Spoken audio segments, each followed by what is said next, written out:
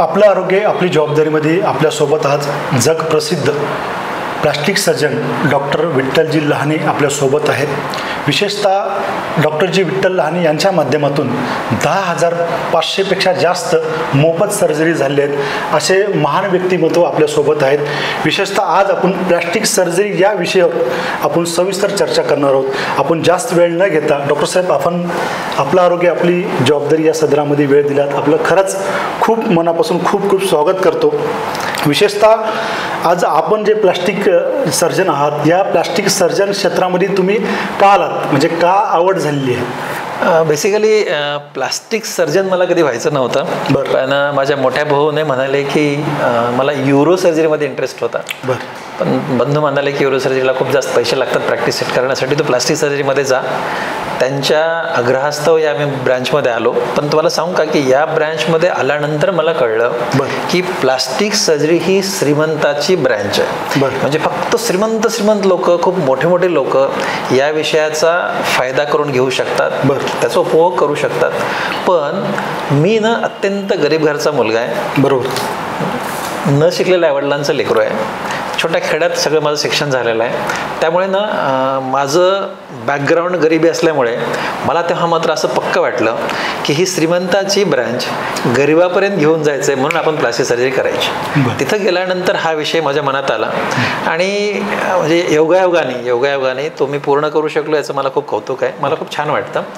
पण plastic surgery याच्याविषयीची थोडीशी माहिती असते. म्हणजे प्लास्टिक सर्जरी काय असते, कशी केली जाते, लोकांना खूप सारे प्रश्न मला विचारतात की साहेब प्लास्टिक सर्जरीमध्ये नाक बसवलं असते गळून पडतं का? म्हणजे प्लास्टिक सर्जरी म्हणजे याच्यामध्ये प्लास्टिकचं कुठलंच काही वापरलं जात नाही. बरोबर. प्लास्टिक सर्जरी शब्द हा ग्रीक वर्ड आहे, प्लास्टिको म्हणजे मोल्ड, म्हणजे ज्या गोष्टीला मोल्ड आकार देता येतो त्याला प्लास्टिक असं म्हणतात. म्हणून ह्या सर्जरीचं प्लास्टिक सर्जरी नाव आलं. म्हणजे नाकाला चांगला आकार द्यायचा आहे, ओके, कोणाला बोटं जास्त आहेत तर त्याला व्यवस्था आकार द्यायचा आहे, शरीरातलं जखम झाली तर ती दुरुस्त करायची आहे. म्हणजे उलट ना प्लास्टिक सर्जरीला प्रॉब्लेम सॉल्विंग ब्रँच म्हणतात. म्हणजे एखाद्या माणसाच्या डोळ्याची वरची पापणी गेली तर ते डोळ्याचे डॉक्टर त्याला दुरुस्त करू शकत नाही, त्याला प्लास्टिक सर्जन लागतो. पापणी खालीवरी होत नाही, याला प्लास्टिक सर्जन लागतो. म्हणजे डोळ्याच्या डॉक्टरांना प्लास्टिक, एखादा कान ना घशामध्ये प्रॉब्लेम, नाकामध्ये प्रॉब्लेम आहे, त्याला प्लास्टिक सर्जन लागतो. कानच तयार झालेलं नाही आहे, त्याला प्लास्टिक सर्जन लागतं. म्हणजे कुठल्याही ब्रँचमध्ये जी अडचण येते ती अडचण सोडवणाऱ्या ब्रँचला प्लास्टिक सर्जरी ब्रँच असं म्हणतात. आणि दुसरं आहे ना की सुंदर दिसणे हा यातला एकच घटक आहे. म्हणजे 99% कामं ही रिकन्स्ट्रक्टिव्ह म्हणजे पुनर्बांधणी, म्हणजे एखादी गोष्ट नाही आहे ती तयार करून देणे, याला पुनर्बांधणी म्हणतात. हा प्लास्टिक सर्जरीचा मोठा भाग आहे. सुंदर दिसणे छोटासा भाग आहे. पण प्लास्टिक सर्जरी म्हणलं की आजही लोकांच्या डोक्यामध्ये प्लास्टिक वापरतात. प्लास्टिक वापरतात एक, आणि सुंदर दिसण्यासाठी ऑफकोर्स सुंदर दिसण्यासाठी पण सर्जरी याच्यामध्ये होत नाही असं नाही आहे. पण याच्यामध्ये कुठलंही प्लास्टिक वापरलं जात नाही. सर, आता आपण प्लास्टिक सर्जन आहात, पण प्लास्टिक सर्जरीचे काही साईड इफेक्ट आहेत का? बरेच लोकांमध्ये शंका आहे की बाबा साईड इफेक्ट होऊ शकतात असं लोकांचं म्हणणं असतं. आता बघा की प्लास्टिक सर्जरी आणि साईड इफेक्ट हे दोन विषय जर तुम्ही बारकाईने समजून घेतले ना, तर प्लास्टिक सर्जरी म्हणजेच काय तुम्हाला सांगतो की आता मी नाकाच्या सर्जरी खूप जास्त करतो. ओके, नाकाची प्लास्टिक सर्जरी म्हणलं की कसं होतं की अगोदर कुठला तरी हिरोईनने केली, नटनट्या हे सर्जरी करायचे. मी म्हणालो ना की श्रीमंताची ब्रँच. पण माझ्या डोक्यात कसं होतं, आमच्याकडे कसे लोक येतात की साहेब मुलीचं लग्न होत नाही आहे, 2-3 मुलं पाहून गेले, त्याला पुढे अडचण येते आणि मग आम्ही तिचं नाक चांगल्यासाठी नाक तयार करतो, नाक चांगलं करतो. तर मी मुद्दाम हा विषय मांडला की साईड इफेक्ट तुम्ही विचारला तर हा विषय मांडणी करतोय. तर ह्या नाकाच्या सर्जरीमध्ये आपण तिच्या शरीराचा भाग काढून तिला लावतो. नाकाचा हाड जसा असेल तसं नाकाला आकार येतो. म्हणून नाकाचं हाड कसं असायला पाहिजे ह्याचे मी एक रिडिंग घेतो चेहऱ्यावरनं, आणि तिच्या शरीराचं म्हणजे कानाचं हाड काढणे किंवा आपल्या छातीचं हाड काढणे, ते हाड काढून त्याला बसवतो. आता जर समजा तुमचंच हाड काढून तुम्हाला बसवलं ते काय त्रास देणार? बरोबर. त्याचा साईड इफेक्ट हा विषयच नाही आहे. बरोबर. म्हणजे साईड इफेक्ट नावाची गोष्ट या सर्जरीमध्ये कुठल्याच अँगलने येत नाही. जसं काही कुठल्याही सर्जरीचा साईड इफेक्ट असतो तो साईड इफेक्ट याही सर्जरीचा असतो, नाही असं नाही आहे. पण प्लास्टिक सर्जरी म्हणजे काहीतरी जगावेगळी सर्जरी असं अजिबात नाही आहे. या सर्जरीमध्ये 100% आपल्या शरीराचा भाग काढला जातो आणि आपल्या शरीराला लावला जातो. त्यामुळे वेगळा कुठलाच त्याचा साईड इफेक्ट नसतो. बरोबर. डॉक्टर साहेब, आता बरेच व्यक्ती एखादा व्यक्ती जळल्यानंतर किती टक्के जळल्यानंतर वाचण्याची शक्यता असते? हा जरा अवघड प्रश्न आहे. हा जरा अवघड प्रश्न एवढ्यासाठी आहे ना की जळणे हा विषयच खूप घन आहे. बरोबर. जळण्याचे अनेक प्रकार असतात. ओके, प्रकार हे 2-3 वेगवेगळ्या प्रकारे ठरतात. म्हणजे एक प्रकार ठरतो की किती खोली आहे, त्याला आम्ही 1st degree burn, 2nd degree burn, 3rd degree burn, 4th degree burn, असं डिग्री बर्न म्हणजे त्याच्या खोलीवर ठरतं. किती, फक्त चामडीचा वरचा पपुत्रा पळाला, पूर्ण चामडी पोळली, चामडीचा खालचा भाग हाडापर्यंत पोळलं, याच्यावर त्याला डिग्री ऑफ बर्न असं म्हणतो. दुसरं असतं पर्सेंटेज ऑफ बर्न, त्याला 1% एखाद्या माणसाचा 1% पोळला, या शब्दाचा अर्थ असा असतो, आपला जो हात आहे, हा हात, इथून एवढा जेवढा हात आहे ना, एवढ्या हाताला 1% म्हणतात. ते लहान लेकराचा हात लहान असेल त्याला 1% म्हणतात. आपला जेवढा हात म्हणजे त्या पेशंटचा तो हात त्या पेशंटला पोळलेल्या भागाला 1% असं म्हणतात. त्याला फॉर्म्युला आहे, त्याला फॉर्म्युला नाही ना असं म्हणतात. म्हणजे एक हात आहे 9%, हा हात आहे तर 9%, पाय दोन्ही आहेत तर 18%, पाठीवरचा भाग 18%, छातीवरचा भाग 18%, हे असं ठरलेला फॉर्म्युला आहे. तर या फॉर्म्युलाप्रमाणे आपण त्याचं पर्सेंटेज काढतो. ओके, पण हे पर्सेंटेजमध्ये किती टक्के पोळलेला पेशंट वाचावा न वाचावा हे नाही, पण 30% जास्त पर्सेंटेज जर जळाला तर त्याला आम्ही सिरियस बर्न असं म्हणतो. 30% शरीराचा 30% भाग, 30% म्हणजे किती तुम्हाला कळलं, त्याला सिरियस असं म्हणतात. पण साधारणपणे 30% पेशंटला कुठं काही अडचण नाही यायला पाहिजे. पण एखादा इलेक्ट्रिक बर्न आहे म्हणून म्हणलं की त्याचे बर्न म्हणजे पोळण्याचे अनेक प्रकार असतात. केमिकल बर्न आहे, ऑइल बर्न आहे, पाण्याने पोळलंय, चहाने पोळलंय, दुधाने पोळलंय, तुम्हाला आग लागून पोळलंय, पेट्रोलमुळे पोळलंय, म्हणजे आणि शॉकमुळे पोळलंय. ओके, हे अशा अनेक प्रकारच्या बर्नमुळे पोळतं. ओके, त्याला कॉन्टॅक्ट बर्न, सायलेन्सरने पोळलाय, तवली पोळली, म्हणजे असं काही पोळायला लागतं ना, तर हे वेगवेगळ्या प्रकारच्या पोळण्यावर डिपेंड करतं की त्याचं खोली किती, कुठल्या प्रकारे पोळले. समजा इलेक्ट्रिक बर्न हा विषय मांडणी केली मी तुम्हाला. 10% जर इलेक्ट्रिक बर्न पोळला, 2% जर इलेक्ट्रिक बर्न पोळला, किंवा एखादा माणूस पोळला चिपकला, जाग्यावर जातो. त्याच्यामुळे किती पोळल्यानंतर पेशंट वाचावा आणि किती पोळ्यास वाचू नये हे जरा कॅल्क्युलेशन करून सांगणं कठीण पडतं. पण सर्वसाधारणपणे 30% पर्यंत पेशंटला काही व्हायला नाही पाहिजे. 30% पेक्षा जास्त पेशंटला आम्ही सिरियस बर्न असं म्हणतो. 50% पर्यंत बऱ्यापैकी पेशंट बरे होतात, अर्धे ते बरे होतात. पण 50% पेक्षा जास्त असलेल्या पेशंटला खूप जास्त आयुष्याला धोका असतो. पण इव्हन 60-70% सुद्धा काही 1-2% पेशंट चांगले त्यातही होतात. त्याला अनेक कारणं असतात. सुपरफिशियल पोळलं तर लवकर पेशंटचा म्हणजे उथळ पोळला असेल तर टक्केवारी जरी जास्त असेल पेशंट तो चांगला होतो. हे असं हा जो बर्न हा विषय आहे ना, हा समजण्यासाठी प्रचंड अवघड विषय आहे. प्रचंड अवघड विषय आहे. आणि त्याच्यामध्ये 1+1 बरोबर 2 असं कधीच होत नाही. 1+1 बरोबर 3 पण होतं, कधी 5 पण होतं, कधी मायनसमध्ये पण जातात. त्यामुळे एवढ्या टक्क्याचा असा पेशंट व्हावा असं नाही. पण साधारणपणे कॅल्क्युलेशनमध्ये लेस दॅन 30% बर्न असेल ना तर तो पेशंट चांगला व्हायला काहीच हरकत राहत नाही.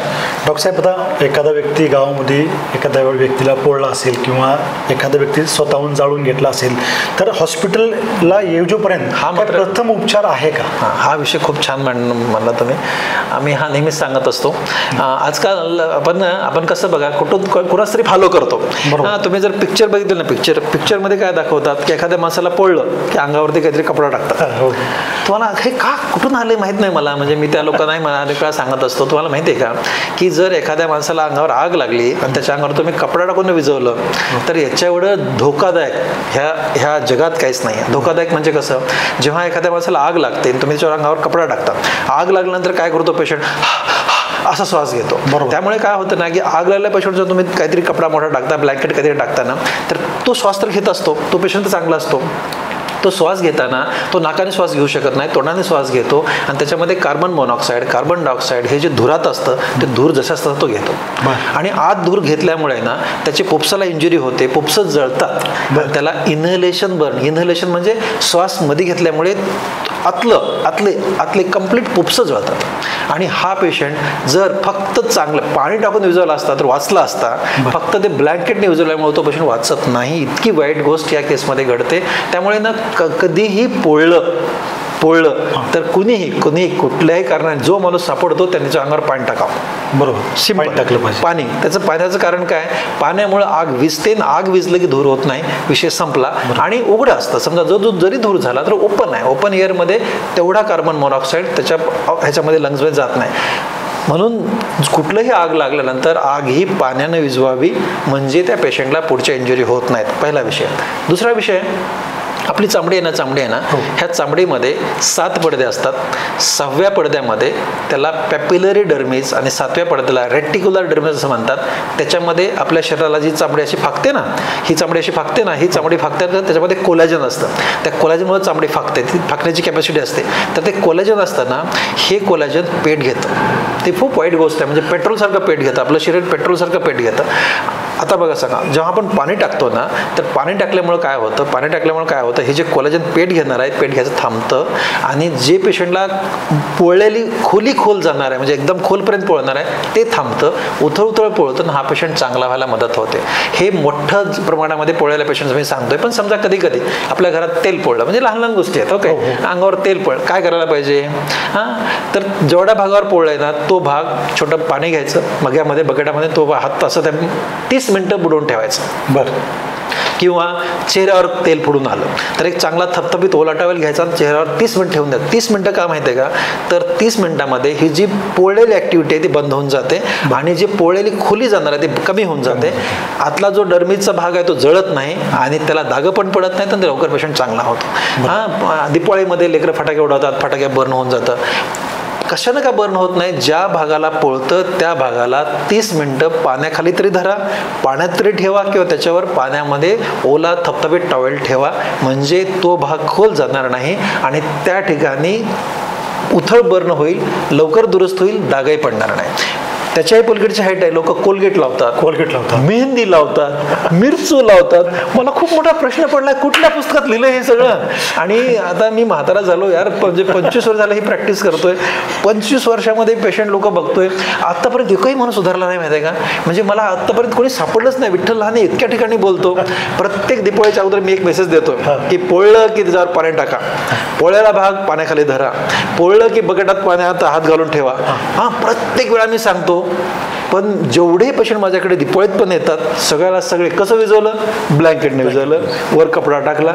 म्हणजे ना, आय डोंट नो, चांगल्या गोष्टी तुम्ही घ्यायच्या नाहीत का माहीत नाही, पण मला वाटतं कमीत कमी आपले आरोग्य, आपली जबाबदारी या सदरामध्ये तरी लोकांनी हा भाग घ्यावा आणि कमीत कमी पोळलेल्या भागावरती अघोरी उपचार करू नये. कुठला तरी पालाच लावा, मेहंदीच लावा, कोलगेटच लावा, मिरचूच लावा, असं हाईट म्हणजे शाई टाकतात लोक. तुम्हाला माहित आहे का कळत नाही की ह्या सगळ्या गोष्टी केमिकल आहेत. पोळलेला भाग आहे, चामडी पोळी जळून गेली आहे आणि तुम्ही जर केमिकल टाकताय, चांगलं होणार नाही, ते उलट खराब होईल. म्हणून आजच्या या सदरामध्ये मला तुम्हाला अगदी पोट तिडकीने एक मेसेज द्यायचा आहे की पोळलेल्या भागावर पाणी टाका, ज्या ठिकाणी आग लागते ती पाण्याने विझवा आणि त्या भागावरती, ज्या भागावर तुम्ही पाण्यात ठेवू शकत नाही, शरीराचा भाग पोळला असेल, त्याच्यावरती ओला थपथपीत चांगला स्वच्छ टॉवेल 30 मिनिटासाठी ठेवा. तुम्ही एकदम सुंदर चांगले होता आणि योग्य डॉक्टरांकडे इलाज करून घ्या.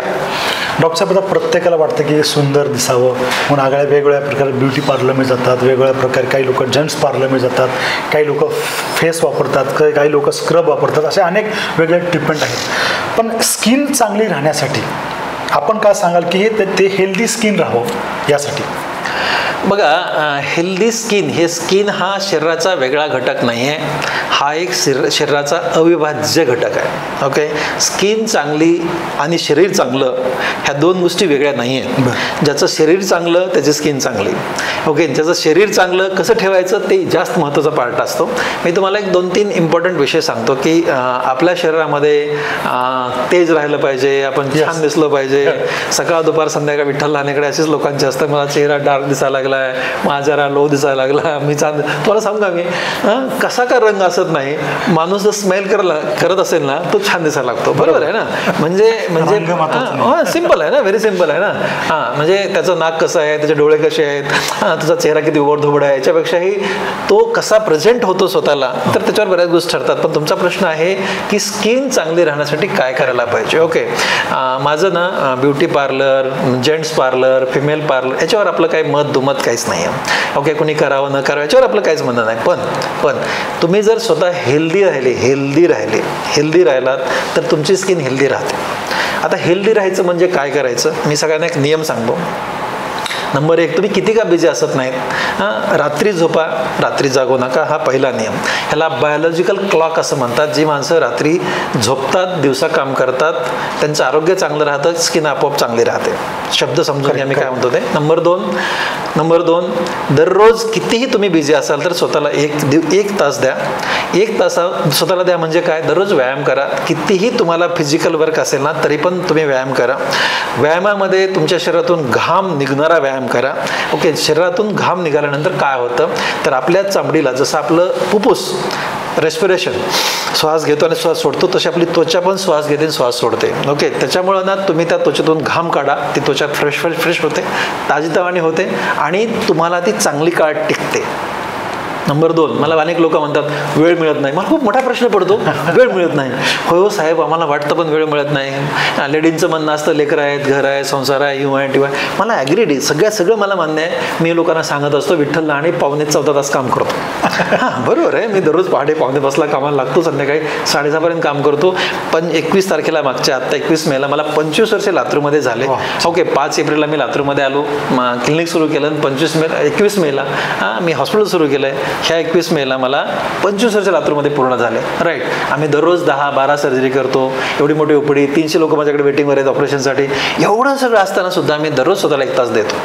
मला काय म्हणायचं आहे, मला एक प्रश्न पडला की विठ्ठल लहानीला वेळ आहे, तुम्हाला काय वेळ नाही आहे? बघा, प्रत्येक माणसाकडे 24 तासच असतात, पण स्वतःसाठी वेळ काढायला शिकलं पाहिजे माणसाने. आणि स्वतःसाठी वेळ काढला, तुम्ही स्वतःला व्यायाम केलात, तुम्ही मस्त झोपलात आणि जेवणामध्ये 3च गोष्टी, सुंदर झोपा, स्वतःला वेळ द्या आणि जेवणामध्ये तुम्हाला सांगतो मी, कधी पण ना खाण्याबद्दल माझं काहीच म्हणणं नाही. वेळेवर खा आणि कमी खा. मला एक नेहमीचा प्रश्न असतो, काय खावं काय खाऊ नये. काय पण खा, कमी खा. हां, शरीराला ना 4 घास तरी भूक राहिली पाहिजे असं खा. हां, राईट ना. त्याच्यामुळे काय होतं, पचन छान होतं. बघा, मी पुन्हा म्हणालो ना की चामडी हा शरीराचा वेगळा भाग नाही आहे. तुमचं शरीर छान, चामडी एकदम छान राहते. असं म्हणतात ना, अरे यार एवढं वय पण हा माणूस तरुण दिसतो. म्हणजे का तरुण दिसतो? फक्त चामडीमुळे नाही तरुण दिसत ते. येस, इंटरनलचा फिटनेस असला पाहिजे, तेव्हा तो तरुण दिसतो. म्हणून तुमची चामडी, तुमचं दिसणं, तुम्हाला सुंदर दिसायचं आहे, हां, तुमची त्वचा एकदम टवटवीत ठेवायची आहे, तुम्हाला फिट राहायचं आहे, तर 3च नियम पाळा. व्यवस्थित झोपा, व्यवस्थित खा, 3 वेळा खा, पण कमी खा. आणि स्वतःला 1 तास वेळ द्या. याच्याही पलीकडे कुठलीच सवय करू नये. बघा, स्त्री मंडळीमध्ये सवय कमी आहेत, पण पुरुषामध्ये सवय असतात. तुम्हाला सांगतो मी, जेवढे असे फेस एकदम काय असे म्हातारे लोक दिसतात ना, त्यांना कुठल्या तरी हॅबिटमध्ये अटकलेले असतात. हां, तंबाखू तरी किंवा दारू तरी या हॅबिटमध्ये असतात. त्यांच्या ते लुकवरूनच कळायला लागतं की हा पिदाड काय, हे कुठलं तरी ह्याचं अटकलेलं आहे. म्हणजे तुम्हाला ना एकही व्यसन करू नका. कुठलंच व्यसन चांगलं नाही आहे, अजिबात चांगलं नाही. मी प्रामाणिकपणे सांगतो, माहिती आहे का, दारू तर कधीच पिऊ नये. गुटख्याने कुठलंच गोष्ट चांगली होत नाही. तंबाखूत कशात काही चांगलं नाही आहे. ह्याच्याने 100% तुम्हाला आजार होणार, म्हणजे होणार. गॅरंटीनं आजार होणारी गोष्ट ह्या सवय आहेत, ह्या नाही करायच्या. आणि तुम्हाला पुन्हा सांगतो, काही फरक पडत नाही. तुम्हाला सांगू का, लोक वेगळ्या प्रकारे सांगतात. तुम्हाला लोक सांगतात की नाही सांगतात माहीत नाही. मी लातूरमध्ये आल्यास मला लोकांनी सांगितलं, मी प्रामाणिकपणे सगळ्यांना सांगतो की विठ्ठल, तू काहीच कामाचा माणूस नाहीस. माझा मित्र मला म्हणाला, म्हणलं का कामाचा माणूस नाहीस? मला तू दारू पित नाही, पार्टी करत नाही, नॉनव्हेज खात नाही, कुठल्या सवय नाहीत, असं जमतंय म्हणला. हां, मित्र बसले पाहिजे, पार्ट्या केल्या पाहिजेत. हां, त्याशिवाय तुझी प्रॅक्टिस कशी वाढेल? म्हणजे इथपर्यंत आला तो. अरे म्हणून माझी प्रॅक्टिस वाढण्यासाठी पार्ट्या द्यायच्या, हे नाही जमणार बाबा. माझ्या बायबाबा नाव विठ्ठल ठेवलंय. पण तुम्हाला पुन्हा सांगतो, तुम्ही जर कन्सिस्टंट राहिलात ना, बघा, हां, मी एकदाही 1-to-1 मित्राला घेऊन पार्टीला बसलो नाही गेल्या 25 वर्षामध्ये. मी पार्ट्या केल्या माझ्या आईवडिलांना घेऊन, माझ्या बायकोला घेऊन, माझ्या लेकरांना घेऊन, माझ्या मित्राच्या पण तशा सगळ्या त्यांच्या फॅमिलीला घेऊन पार्ट्या केल्या. हजारो लाखो पार्ट्या केल्या मी. ओके, पण असं कधी मित्रामध्ये बसलो नाही. काय बिघडलो माझं? मला मित्र नाहीत का? अरे यार, आता काय सांगू तुम्हाला, म्हणजे आता काय सांगू तुम्हाला, म्हणजे मित्र म्हणजे तुम्ही विचार करू शकत नाहीत, एवढे फ्रेंड्स आहेत. ह्या सगळ्या गोष्टी येतात, पण तेवढ्याशा छोट्याशा गोष्टीला भाळून आपण त्या हॅबिटच्या मागे लागू नये. आणि एकदा ते मग हॅबिटच्या मागे लागलो ना, तर आपलं शरीर प्रकृती खराब होते, लिव्हर खराब होतं, फुफ्फुसं खराब होतात, तोंडाचा भाग सगळा खराब होऊन जातो. हे सगळं खराब झाल्यामुळे इनडायरेक्टली त्वचेवर परिणाम होतो आणि त्वचा तुमच्या खराब होते. त्याच्यामुळे सर, तुम्हाला सुंदर राहायचं आहे, सुंदर दिसायचं आहे, आयुष्य एन्जॉय करायचं. मी नेहमी सांगत असतो ना, हे लिमिटेड व्हर्जन आहे. एन्जॉय करता आलं पाहिजे माणसाला. एन्जॉय करायचं असेल ना, तर आरोग्य चांगलं असलं पाहिजे. माणूस पैसे तेव्हा एन्जॉय करतो जेव्हा तुमचं शरीर प्रकृती चांगले आहे. पैसे आहेत, सगळंच आहे, म्हणजे शरीर साथ देत नाहीये. सर, काय करणार तुम्ही त्याला? शरीराची साथ पाहिजे असेल आणि शरीर चांगलं पाहिजे असेल तर हे साधे नियम सांगतो मी, फार मोठे नियम नाही आहेत. तेवढे तुम्ही नियम पाळा. तुमची त्वचा चांगली राहते, तुमचं आरोग्य चांगलं राहतं आणि तुम्ही तुमचं लाईफ एन्जॉय करू शकता. हे मी तुम्हाला लिहून देतो. डॉक्टर साहेब, दुभंगलेले होठ हे जे लहान लेकरांमध्ये हे जे अडचणी येतात हे कशामुळे येतात आणि कशा पद्धतीने उपचार केले जातात? हा पण एक चांगला प्रश्न आहे तुम्ही खरं तर मला विचारला. दुभंगलेले ओठ आणि टाळू हे एक जन्मजात व्यंग आहे. जन्मजात व्यंग आहे. भारत देशामध्ये साधारणपणे 700 लेकरं जन्माला येतात, त्यातलं एक लेकरू अशा प्रकारे जन्माला येतं असं त्याचं कॅल्क्युलेशन आहे. म्हणजे दरवर्षी भारत देशामध्ये 40,000 लेकरं हे व्यंग घेऊन जन्माला येतात ह्या व्यंगाचे. आता हे व्यंग होतं का ह्याचं एक्झॅक्ट कारण याच कारणाने होतं असं कुठे नाही आहे, पण त्याला काही कारणाची मेन्शन आहे. किंवा एक आमच्याकडे एक फोलिक ॲसिड नावाचं फोलिक ॲसिड हे व्हिटॅमिनचा प्रकार आहे. बी ग्रुपमध्ये येतो, व्हिटॅमिन बी आपण त्याला म्हणतो. तर याची कमतरता आईमध्ये असणे हा एक त्यातला एक कारण असं म्हटलं जातं. एखाद्या आईला अशा प्रकारचं व्यंग आहे आणि वडिलांना पण व्यंग आहे तर मग लेकराला होण्याची शक्यता दाट असते. एखाद्या वडिलांना आहे आणि आईला नाही तरी पण दाट असते. म्हणजे घरामध्ये कोणाला तरी आहे किंवा आई वडिलापैकी कोणाला तरी आहे, त्याच्यामध्ये त्याची एक कारण असू शकतं की हे असं होतं. दुसरं कारण आहे की लग्न नात्यामध्ये होणे, हे एक त्याचं कारण आहे. खूप लवकर लग्न लेकरं होणे, खूप उशिरा लेकरं होणे, हे पण त्याचं एक कारण आहे. म्हणजे अशी अनेक कारणं ह्याला मेन्शन केलेली कारणं आहेत, पण एक्झॅक्ट याच कारणाने हे व्यंग होतं असं नाही आहे. हां, ह्याला कसं प्रिव्हेन्शन कसं करता येईल, म्हणजे नाही होणार याच्यासाठी काय काळजी घेता येते, तर मी पुन्हा म्हणालो की फोलिक ॲसिडच्या गोळ्या, म्हणजे फोलिक ॲसिड ह्या जेव्हा एखादी आई प्रेग्नंट राहते ओके, तर तेव्हा त्याच्या प्रेग्नन्सीमध्ये हे जर फोलिक ॲसिडचे टॅबलेट दिल्या, मेक्सिकोमध्ये एक जणांनी हा प्रयोग केला आहे मेक्सिकोमध्ये, आणि त्या प्रयोगामध्ये बऱ्यापैकी त्यांना ते यश मिळालं आहे. त्यात लग्न झालं की ते गव्हर्नमेंटच त्यांना ते प्रोव्हाइड करतं आणि त्या गोळ्या घेण्यासाठी ते करतं. तर यातून काही प्रमाणामध्ये म्हणजे बऱ्यापैकी त्यांचं असं म्हणणं आहे की 60% त्यांना हे व्यंग कमी करता आले. अशा प्रकारचे व्यंग ते नाही येऊ शकलं नाही. तुम्हाला सांगतो की ह्या व्यंग येऊ नये यासाठी ह्या गोष्टी आपण करू शकतो, पण त्याच्या पलीकडे जाऊन व्यंग आलंच तर काय करावं. आजकाल हे व्यंग सोनोग्राफीमध्ये कळतं. लोक माझ्याकडे येतात, सोनोग्राफ सर असं लेकरू आहे, काय करू आम्ही ह्याला. तुम्हाला पुन्हा सगळ्यांना सांगतो मी की या व्यंगासाठी अबॉर्शन करायची गरज नाही, बिलकुल 100% गरज नाही. असं कुणीही करू नका. हे व्यंग असेल तर हे व्यंग 100% चांगलं होतं, ह्याला सर्जरी करता येते. ओके, हे सर्जरीने व्यंग चांगलं होतं म्हणजे होतं. आणि या व्यंगासाठी लेकराचा जन्म झाल्यानंतर त्याला तुम्ही पाजा. बऱ्याच आया काय करतात, त्यांना खूप टेन्शन येतं आहे ना. आजकाल आपल्या भारत देशामध्ये कुठल्याही लेकराला काही व्यंग आलं की आईला दोष देतात. ॲक्च्युली ह्याचा आईचा 1% दोष नसतो, वडिलाचा दोष असतो. पण तरी आता ही असं होतं, त्याच्यामुळे ती आई बिचारी बऱ्यापैकी अडचणीत असते. तुम्हाला सांगतो मी की अशा लेकरं जेव्हा जन्माला येतात तर त्यांना अंगावर पाजावं हा पहिला विषय आहे. पाजलं पाहिजे नॉर्मल लेकरासारखं. बऱ्याच आया म्हणतात की साहेब त्याचं ओठ फाटलं आहे, टाळू फाटली आहे. मी त्या आईला म्हणत असतो की त्या लेकराला माहिती आहे का त्याचं ओठ फाटलं आणि टाळू फाटलं? नाही ना, तुला माहिती आहे ना, मग पाजव त्याला, काही ते पितं बरोबर तर त्याला पाजता येतं. अशा लेकरांचं सर्जरी आम्ही 3 महिने वय आणि 5 किलो वजन झालं की आम्ही ओठाची सर्जरी करतो. हे ओठ फाटल्याला आम्ही ते सर्जरी करतो. आणि 9 किलो वजन झालं आणि 1 वर्षभर लेकरू झालं टाळूची आम्ही सर्जरी करतो. आणि हे लेकरं एकदम नॉर्मल व्हायला लागतात. साधारणपणे सगळ्यात महत्त्वाचा विषय आहे की लेकरांना योग्य पाजणे, फक्त पाजणे एकच अडचण येते, न्यूट्रिशन एवढीच अडचण येते, कारण त्या आया खूप घाबरलेल्या असतात. घशात जाईल का, पुपसात जाईल का, ही त्यांना भीती असते. त्यामुळे ह्या लेकरावरती इलाज होतो. आनंदाची गोष्ट तुम्हाला सांगतो मी की हा इलाज फ्री होतो. दुभंगलेले ओठ आणि टाळू या व्यंगावर गेल्या 20 वर्षापासून 20 वर्ष 5 महिने झालेत आपण ह्या सर्जरी स्माइल ट्रेंड आणि लहान हॉस्पिटल यांच्या संयुक्त विद्यमानाने ह्या सर्जरी आपण फ्री करतोय. दररोज 2 ते 3 सर्जरी फ्री करतोय. आणि आज 10,515 सर्जरी आज या घडीला आम्ही पूर्ण केल्यात. 10,515 सर्जरी पूर्णपणे मोफत करणारं महाराष्ट्रातलं एकमेव आपलं सेंटर आहे. आणि हे खूप सुंदर काम होतं आहे. याच्याही पलीकडे जाऊन ह्या लेकरांना पुढे चालून हिरडीमध्ये पण ऑपरेशन केलं जातं. हिरडीला हाड नसतं, ते आपण 6 वर्ष ते 8 वर्षामध्ये करतो, ते फ्री करतो. आणि त्याच्या पुढे जाऊन नाक त्या लेकरांसोबत बसलेलं असतं त्या साईडचं, तर ते नाकाची सर्जरी आम्ही करतो. म्हणजे हे लेकरं अगदी बाकीच्या लेकरांकडे नॉर्मल होतात. आणि हे व्यंग घेऊन गेली साधारणपणे 20 वर्ष सातत्यानं आपण या विषयात काम करतोय. त्यामुळे दुभांगलेले ओठ आणि टाळू या व्यंगाचा कुठेही लेकरू कुणालाही सापडला तर आपल्याकडे पाठवा, त्याला आपण फ्री सर्जरी करू. त्याच्याही पलीकडे तुम्हाला सांगतो तुम्ही बरं सोशल काम करता म्हणून संजयराव तुम्हाला सांगतो की अशा प्रकारचं लेकरू तुम्हाला कुठे सापडलं तर त्याला आपल्याकडे पाठवा. कुणालाही सांगा त्याच्या पुढची हाईट, समजा जर त्या लेकराला इकडे येण्यासाठी त्या वडिलांकडे पैसे नसतील तिकिटाला हां, तर ते पण त्याचे पण तिकिटांचे पैसे त्याची आपण सोय करू. त्यामुळे ह्या सर्जरीला कुठेच पैसे लागत नाही. ती सर्जरी 100% चांगली होते. त्यामुळे अशा व्यंगावरती फार काळजीचं कारण नाही. फक्त त्याला न्यूट्रिशन व्यवस्थित देणे, म्हणजे खाऊ-पिऊ व्यवस्थित घालणं, एवढाच एक विषय ते पालकांनी करावा. डॉक्टर साहेब, खरंच खूप खूप आपले धन्यवाद आहे की आपण सर्वसामान्य गरीब लोकांना हे जी सर्जरी आपण मोफत करता, कारण की ह्याच्यापेक्षा पूर्ण जगात कुठंच नाही. कारण बघा, बरेच लोक म्हणतात की बाबा दगडात देव आहे, पण देव माणसात असतो आणि तुमच्यामध्ये देव आहे. कारण देव असल्यामुळे, कारण की देव असल्यामुळे आतापर्यंत तुम्ही 10,515 लोकांची सर्जरी करणं हे खूप मोठी अचिव्हमेंट आहे, खूप मोठं सामाजिक कार्य आहे. म्हणजे विचाराच्या पलीकडं जाऊन तुम्ही काम केलं. आता हे लातूरची शान आहे, महाराष्ट्राची शान आहे, म्हणजे आणि विशेषतः भारताची शान आहे की तुमच्यासारखे व्यक्ती या भारत देशामध्ये जन्माला आलेले आहेत. आमच्या सर्वांचं भाग्य म्हणता देखील चालेल.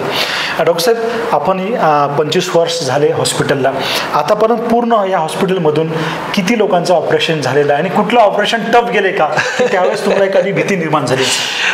बेसिकली ना, मी खूप नशिबान माणूस आहे. डॉक्टर बमन डावर माझे बॉस होते, खूप चांगला माणूस होता. चालता बोलता देव मी त्यांना म्हणतो. आजही मी सर्जरी करताना त्यांचं नाव घेऊन पहिलं कट करतो.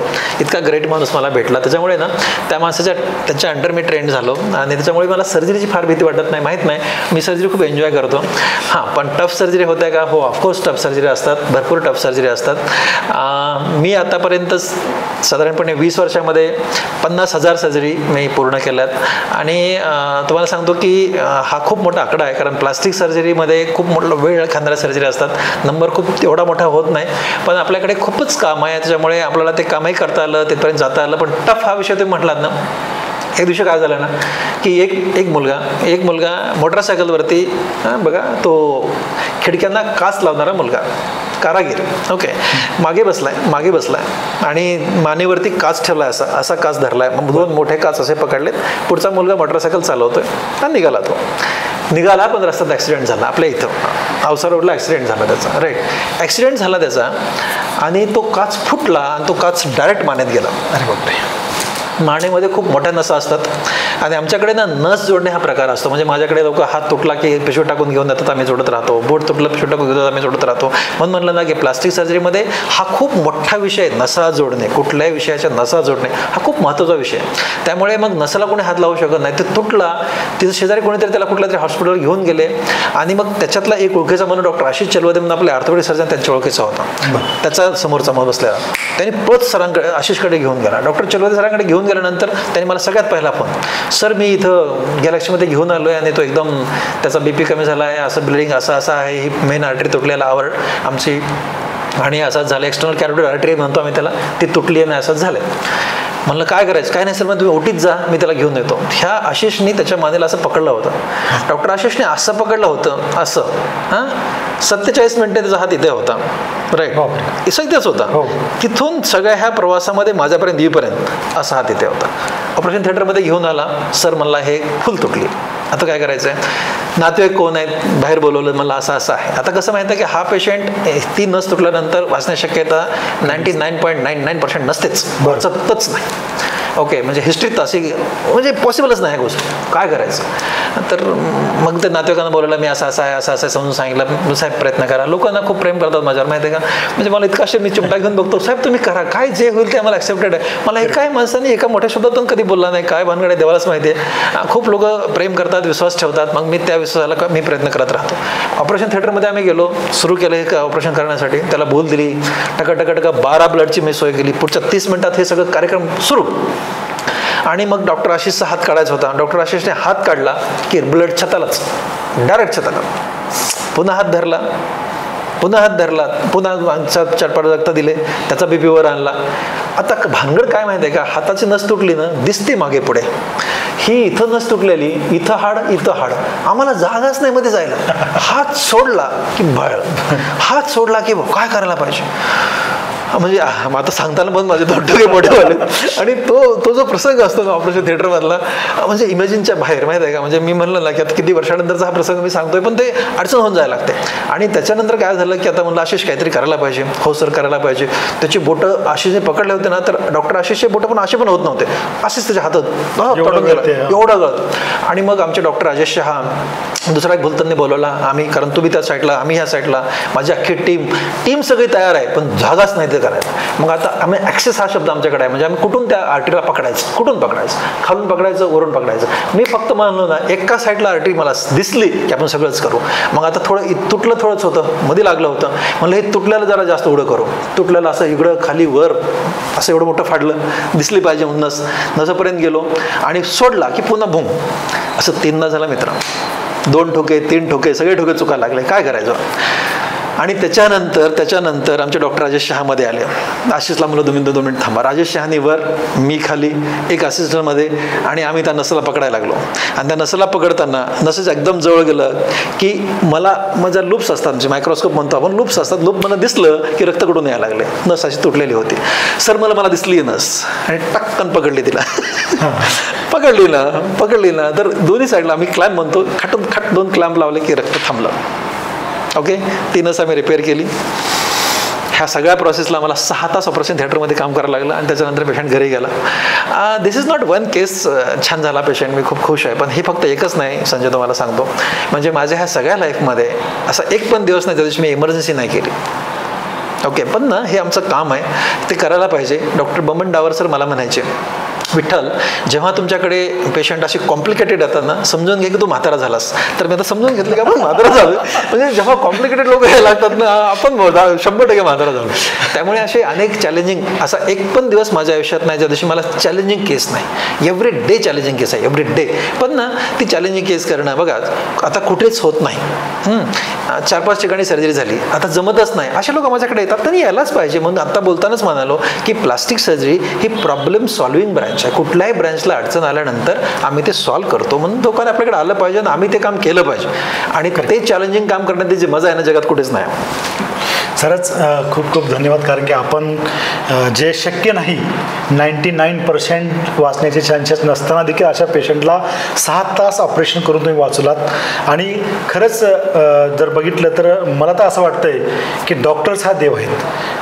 कारण की डॉक्टर जर आपल्यासोबत असेल तर आपलं आरोग्य चांगलं राहणार आहे. आपल्या ह्या कोविडमध्ये अक्षरशः आम्ही कळलेलं आहे की डॉक्टरला किती महत्त्व आहे.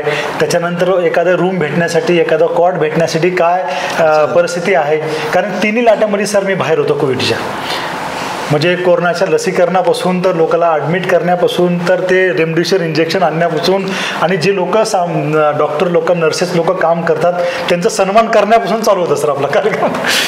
डॉक्टर साहेब, आता ही जी नवीन पिढी डॉक्टर होणार आहे, या डॉक्टरांसाठी आपलं काय मत आहे किंवा आपला काय सल्ला आहे त्यांच्यासाठी की जेणेकरून ते पण तुमच्यासारखंच एकदम स्पीडनं काम करावं? एकच आहे ना की मी नेहमी सांगतो, इथिकल प्रॅक्टिस, इमानदारीची प्रॅक्टिस करायला पाहिजे. पेशंटला एक शब्द खोटं बोलायचं नाही आणि 1 रुपया जास्त घ्यायचा नाही. हे दोन्हीपैकी काही केलं की पाप लागतं. एवढं ज्याला कळलं ना तो यशस्वी झाला. तुम्हाला सांगू का, मी आता अर्धा म्हातारा झालो आहे, पण दररोज या खुर्शीत बसताना ही शपथ घेऊन खुर्शीत मी आजही बसतो. मी महाराजांच्या पाया पडतो आणि ही शपथ घेऊन ह्या खुर्शीत बसतो की एक शब्द खोटं बोलायचं नाही, 1 रुपया जास्त घ्यायचा नाही. नंबर 2, ज्याच्यावर तुम्ही ऑपरेशन करता, ज्या पेशंटला तुम्ही ट्रीटमेंट देता, तो तुमचा लेकरू आहे, ते तुमची भाऊ आहे, ते बहीण आहे, ते आई आहेत, वडील आहेत. हे जर तुमच्या पेशीमध्ये आलं ना, तुम्हाला 100% यश मिळतं. आणि नंबर 3 तुम्हाला सांगू का की ना, कधीच शॉर्ट टर्मचा विचार नाही करायचा. आमचा बॉस मला सांगायचा, Vitthal always think of the long term goal. हा शब्द खूप भारी आहे, मला खूप भारी आवडतो तो. Always think of the long term goal शब्द होता. कधी पण ना शॉर्ट विचार करायचा नाही. आज ओपीडी सुरू केली की उद्या लगेच मी मर्सिडी घेतली पाहिजे, हा नाही विचार करायचा, कधीच नाही करायचा. ओके. नंबर 2, मी डॉक्टर मुलांना सांगेन, यंग डॉक्टरांना सांगेन, मी सगळ्यांनाच सांगेन की डॉक्टर फील्ड आणि पैसे कमवणे हे 2 गोष्टी खूप वेगळ्या आहेत. हे फील्ड पैसे कमवण्यासाठी नाही. ऑफकोर्स पैसे मिळतात, डॉक्टर विठ्ठलांकडे पैसे आहेत. मी असं अजिबात खोटं नाही सांगणार की मी आधी माझ्याकडे पैसे नाही आहेत तर आहेत. ओके, पण इमानदारीने कमवलेले आहेत. हां, मला ना इमानदारीने कुणीही कमवा असं वाटतं. मला त्याच्यावर काही दुमत नाही. मला डॉक्टर मंडळींना सांगायचं आहे ना की कंपॅरिझन करू नका. ताई काय कम्पेअर करतात की बघा, डॉक्टर मंडळी सगळीच डॉक्टर मुलं हुशार असतात, बरोबर आहे. लेकरं घरात जे हुशार आहेत त्यांना मेडिकलला पाठवतात. सरळ आहे ना, सरळ आहे. आई वडील काय विचार करतात, हुशार आहे याला मेडिकलला पाठवा. म्हणजे हे क्रीम ऑफ द सोसायटी म्हणतो आम्ही. म्हणजे हे क्रीम लोकांना काय वाटतं, बॉस आपण एवढा हुशार माणूस आहे, इथं मेरिट आहे, इथं मेरिट आहे, इथं मेरिट आहे, एवढं मेरिट आहे, आणि तरी काय पैसे कमवताना आपला दुसरा हा मित्र, ह्याला एवढं पॅकेज आहे, त्याला एवढं पॅकेज आहे, हे नाही विचार करायचा. किंवा एखादा कुठला तरी ऑफिसर झाला, ह्याला लगेच हे थाट आहे, असं नाही विचार करायचा. या फील्डमध्ये ना काय विचार करायचा, पेशंट आलाय, तो छान झाला पाहिजे, छान झाला पाहिजे. आपण कशासाठी शिकलो, 12वीला मेरिट कशासाठी आलो, मेडिकल लागण्यासाठी. मेडिकल कशाला घासलं, PG करण्यासाठी. PGत का घास एवढे अभ्यास केला, पेशंटचे ट्रीटमेंट करण्यासाठी. जर पेशंटचे ट्रीटमेंट करण्यासाठी तुम्ही आलात ना, तर मग पेशंटचीच ट्रीटमेंट करायची. ओके, बघा, भलेही लोकांना कळत नाही, पण आपल्याला कळतं ना, आपल्याला कळतं ना. पुन्हा तुम्हाला सांगतो, मुलांना, सगळ्याच नवीन डॉक्टरांना सांगतो, सगळीकडेच त्रास देणारे लोक असतात. हां, समजून घ्या तुम्हाला मी काय म्हणतो. सगळीकडे त्रास देणारे लोक असतात. असं आहे का की विठ्ठल राणाला कोणी त्रास देत नाही? मलाही लोक त्रास देतात. ओके, असं नाही की त्रास देत नाहीत लोक. ओके, पण किती प्रमाणाचं, 1 किंवा 2%. पण 98% लोक जर चांगले आहेत ना, तर मग तुम्ही चांगलं राहायला पाहिजे. माझं असं प्रामाणिक मत आहे. आणि जी लोक अशी असतात ना त्रास देणारी, ती सगळीकडेच असतात, सगळ्याच फील्डमध्ये असतात. त्यांना खळ म्हणत असतो मी. किती लोकांना माहित आहे मला माहित नाही, त्यांना मी खळ म्हणत असतो. खळ म्हणजे काय माहिती आहे का, मी केलेली व्याख्या आहे. खळ म्हणजे ना, चांगल्याचं चांगलं झालं तर त्या खळ माणसाला रात्रभर झोप येत नाही, त्याला खळ म्हणायचं. चांगल्याचं काहीतरी वाईट घडावं त्यासाठी प्रयत्न करण्याला खळ म्हणायचं. आणि त्याच्याही पलीकडे चांगल्याचं काहीतरी वाईट घडलं की रात्रभर ढराढोर झोपणाऱ्याला खळ म्हणायचं. हे अशा प्रकारची खळ माणसं समाजात असतात. पण ह्या खळांच्या नादाला लागायचं नाही. मला काय म्हणायचं, मी नेहमी पोरांना सांगत असतो, अशा एखाद्या माणसासाठी तो खराब झाला म्हणून आपला चांगलपणा सोडायचा का? नाही रे. त्याला माफ करून आपण पुढे जाण्यात जो मोठेपणा आहे ना, तो नाही कशामध्ये.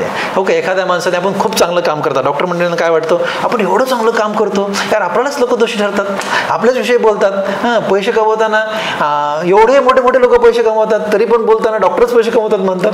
हां, अरे यार, म्हणजे असं का बोललं जातं, असे मला मुलं म्हणतात. काय सर म्हणे, कुठे म्हणे समाजाला आपली किंमत आहे. मला विचारतं, MBSC मुलं इंटरव्ह्यू घेतात, जसं तुम्ही आज माझा इंटरव्ह्यू घेतात, तसे म्हणजे मेडिकलचे मुलं इंटरव्ह्यू. परवाच एका मेडिकल कॉलेजमध्ये होतं, ते इंटरव्ह्यू घेत होते. सर म्हणजे समाज तरी कुठं आपल्यावर एवढा मेहरबान आहे म्हणे, ते आपल्याविषयी आपल्यालाच सगळं निगेटिव्ह आपल्याविषयी पसरतो, आणि तुम्ही म्हणता करायला पाहिजे. मी म्हणलं करायला पाहिजे रे, त्यांना कळत नाही. समाजामध्ये पण तुम्हाला चांगले म्हणणारे लोक आहेत. हां, विठ्ठल लहानेला एवढे लोक प्रेम करतात, डॉक्टरच आहे ना मी, बरोबर. का प्रेम करतात, कशासाठी प्रेम करतात? ओके, त्यातले अर्ध्याहून जास्त माझे पेशंटच आहेत ना, ते प्रेम करतात की नाही. म्हणजे प्रेम करणारा वर्ग खूप मोठा असतो, त्रास देणारा वर्ग फारच लहान असतो. म्हणून आपण जर त्या निगेटिव्ह पॉईंटचा विचार केला ना, तर आपण मोठा होऊ शकत नाही. निगेटिव्ह पॉईंट प्रत्येकाच्या आयुष्यामध्ये असतात, पण त्यांना खाली ठेवून वर जाणारी माणसं मोठी होतात. त्यामुळे मी पुन्हा तुम्हाला सांगेल ना, ही मेडिकल फील्ड एन्जॉय करा यार. माहित ना, मला प्रचंड हे फील्ड आवडतं बॉस, मला एवढं आवडतं ना, मला काय सांगू काय नाही. मी असं ब्रँड अँबॅसेडर आहे, माहिती आहे, ब्रँड अँबॅसेडर आहे. मला कुठली मुलं भेटली ना, काय करतो रे मेडिकलला, मी त्याला 10 मिनिटं वेळ देत असतो. इकडे काय करायचं पुढे, कसं करायचं पुढे, कुठली PG करायला पाहिजे, काय करायला पाहिजे. आय रिअली एन्जॉय दिसतो. मला पुन्हा सांगतो मी, आता मी सांगतो, मला आपल्या सगळ्या भारत देशातल्या लोकांनी, समजा त्यांच्या आयुष्यामध्ये त्यांनी एखाद्या मुख्यमंत्र्यांना आयुष्यभर नाही भेटले, त्यांचं आयुष्य जाऊ शकतं, जाऊ शकतं. हां, पंतप्रधान लोकांना तर आपण किती जण भेटणारच नाहीत, हो का. हां, तरी आयुष्य जाऊ शकतं का नाही, ते जाऊ दे. हो, साध्या एखाद्या कलेक्टर, SP, CO या लोकांना सुद्धा आपल्या लोकांनी नाही भेटलं आयुष्यात, तरी आयुष्य जातं की नाही. पण डॉक्टरांना न भेटता कुणाचं आयुष्य जातो, कुणाचं जाऊ शकत नाही. Everybody has to go to the doctor, everybody. Okay नाही. मग इतकं चांगलं फील्ड आहे ना, मी मुलांना सांगत असतो, या फील्डमध्ये येण्यासाठी नंबर 1 आईवडिलांचे पुण्य असतात, आणि नंबर 2 तुमचे कष्ट असतात. ओके, आईवडिलांच्या पुण्याने हे फील्ड मिळालेलं असतं. या फील्डमध्ये एवढं चांगलं फील्ड जगात कुठलंच नाही आहे. फक्त ना, ते एन्जॉय करायची एक मानसिकता असते. मी आज कशी, माझ्याकडे एवढे मोठे हॉस्पिटल आहेत, एवढं मीच काम करतोय, माझ्याकडे एवढे सगळे नोकर चाकर आहेत, एवढे सगळे एम्प्लॉईज आहेत, माझ्याकडे कलिग आहेत, तरी सुद्धा मी रात्री झोपताना मला सांगून झोपतो. काय झोपतो, डॉक्टर विठ्ठल लहाने, तुम्ही डॉक्टर आहात, मला सांगतो की रात्री इमर्जन्सी तुम्हाला उठावं लागेल, हे विचार करून झोपा, असं मला म्हणतो. मला म्हणतो आणि झोपून जातो. झोपल्यानंतर समजा जर रात्री काय आलं नाही, तर मी क्या बात आहे, आज काही आलं नाही इमर्जन्सी, आपण खुश असतो. पण समजा काही इमर्जन्सी आली तर ती करायला वाईट वाटत नाही, कारण मी डॉक्टर आहे, माझी मानसिक तयारी आहे. म्हणजे जर माइंडसेट असेल ना माणसाचा, जर माइंडसेट असेल आपला की आपण डॉक्टर आहेत आणि आपल्याला प्रामाणिकपणे काम करायचं आहे, तुम्हाला सांगतो याच्या एवढं चांगलं फील्ड जगात कुठलंच नाही. आणि दररोज सकाळपासून संध्याकाळपर्यंत तुम्हाला कुणाच तरी दुःख कमी करत असता, हां, कुणाला तरी दुसरं जीवन देत असता. अरे हे पुण्याचं काम करण्यासाठी खूप पुण्यवंत आत्मा लागतो, त्या वडिलांचा असतो, म्हणून तुम्हाला ह्या फील्डमध्ये आलेले असते. त्यामुळे मी सगळ्या पुढच्या जनरेशनला सांगेल, जर तुम्ही डॉक्टर फील्डमध्ये आहात, खूप पुण्यवान आहात, खूप नशिबान आहात, खूप तुमच्या आईवडिलांनी पुण्य केलंय. फक्त तुमच्याकडनं माझी विनंती आहे, इमानदारीची प्रॅक्टिस करा, कुठल्याच वाईट प्रॅक्टिसमध्ये जाऊ नका. वाईट प्रॅक्टिस ही तुम्हाला मोठं होऊच देत नसते. त्याच्यामुळे कुठल्याच एकाही पैशाच्या लोभासाठी कुठल्याच वाईट मार्गाला जाऊ नका. सरळ साधी स्वच्छ प्रॅक्टिस करा. पैसे मिळतात.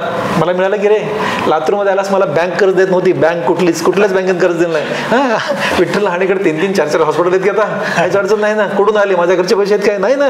आमच्या बापाकडे 1 रुपया पण नाही. जे मी घेतले ते पेशंटकडेच घेतले, मी त्यांच्याकडेच कमवले. मी कुठून नाही म्हणायला लागलो मी. पण इमानदारीनं कमवलं. इमानदारीचा 1 रुपया हा 1 कोटीचं काम करतो. मी तुम्हाला बॉन्ड पेपर लिहून देतो. त्यामुळे ना मस्त प्रॅक्टिस करा, छान प्रॅक्टिस करा, लाईफ एन्जॉय करा, पर्सनल लाईफ पण एन्जॉय करा. बऱ्याच डॉक्टरांचं म्हणणं असतं डॉक्टरांना पर्सनल लाईफच नाही.